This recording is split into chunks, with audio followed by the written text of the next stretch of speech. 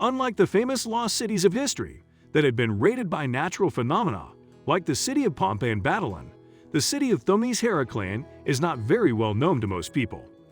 The Thonis-Heracleion city has been lost for over 2,500 years, with not a single trace of its existence, which made some people believe that it did not exist to begin with. One day, a group of dedicated archaeologists, fond of discovering lost remains in odd places, discovered this lost city in one of their dives. Despite their love for new discoveries, even they weren't prepared for the secrets it harbored. The Egyptian god of fertility and the life-giving steward of its floods and lord of the river, Hapi, proudly gazed upon the ships of trade and the bustling life of the city for hundreds of years. The city of Thonis-Heracleion was one of the greatest port cities on the face of the planet, and the remains they found were the ultimate proof of where the city stood when it was. It was probably around the end of the 2nd century BC when an incredible earthquake cracked the earth. There were multiple tremors and the ground started to sink beneath Hapi's feet. More than 6 tons of finely crafted stone and artwork were submerged into the sea to stay hidden from the world for the centuries to come. The remaining settlement soon followed, and the legendary city of antiquity vanished underwater, as though it never existed. The city of Thonis-Heracleion was rarely mentioned in modern history textbooks. It was nothing more than a legend or a myth rarely evoked in books, as though it never existed. The only thing that was known about it was that its landscape looked like ancient Egyptian Venice. The city was the mainland for trade in the area, with exquisitely built canals and ports. In the early 2000s, a crew of curious divers were exploring the Egyptian coast when they came upon a huge rock fragment under the sea.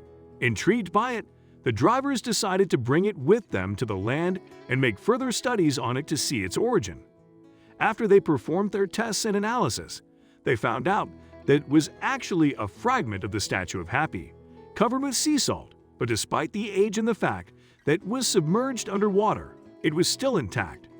After their odd discovery, the divers were more intrigued by what the water's depth had to offer them and decided to go further in their search and dive again.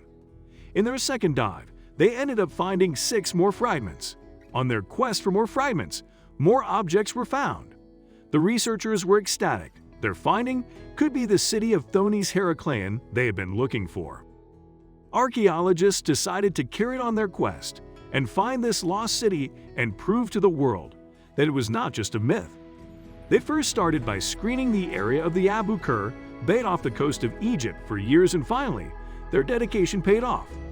But they were absolutely not prepared for what they were about to find. Hidden 6.5 kilometers off Alexandria's coast underwater was the city of Thonis-Heracleion. Aurelia Masson-Berkoff, the curator of the Sunken Cities exhibition at the British Museum, said, "As an archaeologist, discovering a tomb is exciting, but it's the tomb of one individual." She continued, "Discovering a whole city, which was home to thousands and thousands of people over more than 1,000 years. Well, that's something else." Frank Gaudio, with his team of archaeologists, found 64 ships, 700 anchors, statues as tall as 16 feet, treasure chests of gold coins among the underwater ruins. These incredible findings were not even the beginning. In addition to that, there were also temple ruins, jewelry, pottery equipment, oil lamps, and much more. Among the most breathtaking finds were the remains of a temple dedicated to the G0D Amun-Jureb and the sarcophagi of animals that were chosen for offerings. What is really surprising is that despite the fact that the artifacts were submerged underwater for well over 2,000 years, they were still intact. The artifacts, constructed out of granite and diorite, were well preserved and offered a good look into the life of this port city of centuries old. From what has been found till now, it was clear that Thonis-Heracleion was not just an entrance to the Mediterranean, but also its connection to the entire Western world. Thonis-Heracleion was a city of temples and tower houses, garlanded by harbors, with everything connected by a network of bridges and ferries. Most traffic coming to Egypt via sea from the Mediterranean was through the city. The discovery was first done in 1933 when a pilot supposedly spotted something in the waters off Egypt's coast.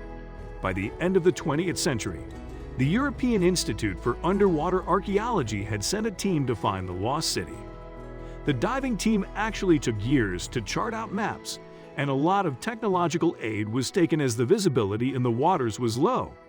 One researcher said, "The sea is all stirred up and charged with floating sand and mud that makes it difficult for us divers to see what is going on." This is a recreation of how the city would have looked like when it existed, and this recreation was only possible after what the researchers found underwater. This is the place where, after abducting Helen, Paris of Troy sought refuge. The city is believed to have been lost to the sea forever around the 8th century Common. The facts of its existence faded over the years, as no proof of it was ever found other than a rare mention in some ancient text or another. There was still no physical evidence of its existence until recently, when it became a fact rather than a mere fading memory.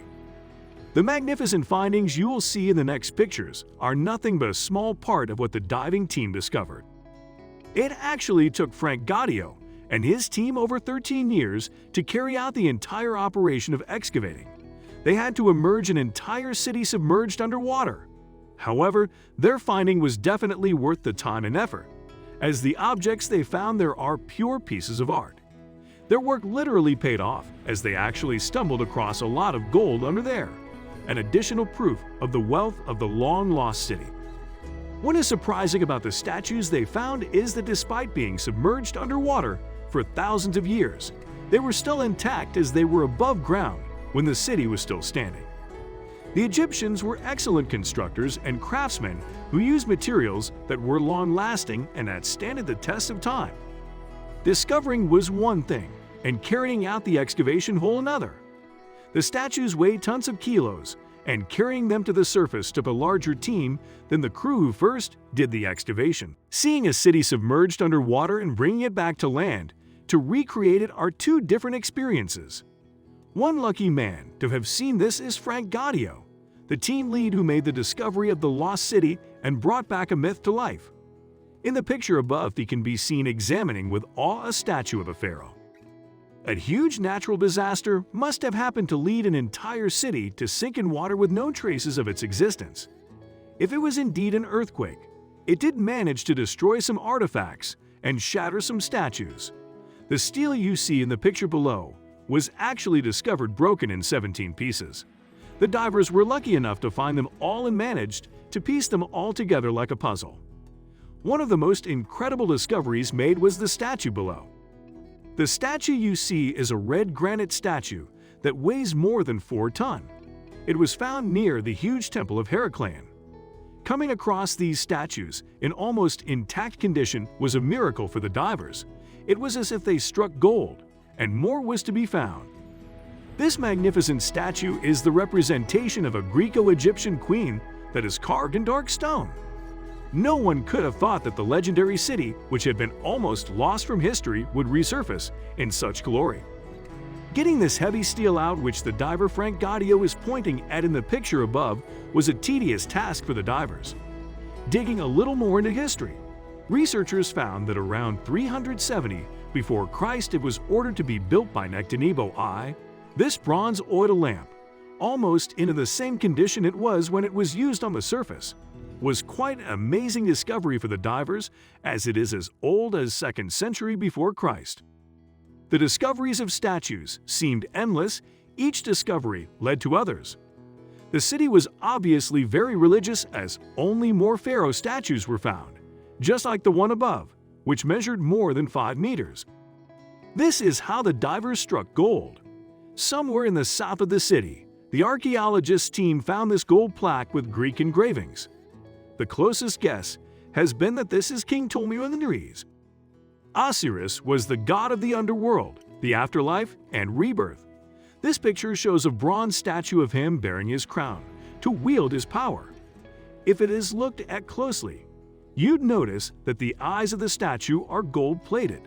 A great number of golden artifacts were found around it as well. In the picture below, you can see one of the team members taking exact dimensions of the statue they would later bring up to the surface. Since this site in Abakar Bay was such a rare find, everything had to be documented properly down to the last decimal. The ancient Egyptian settlements were so rich that even their utensils were made of gold.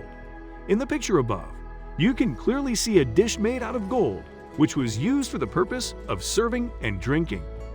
When divers came across this beautiful statue, they were absolutely astonished by the sculpting details.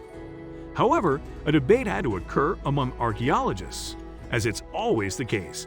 The identity of the statue became all they cared about. They argued about whether it was Cleopatra or Cleopatra. This was probably the find of the crew's lifetime. Nothing could beat finding so many artifacts all together for a passionate archaeologist. They discovered an entire submerged city underwater.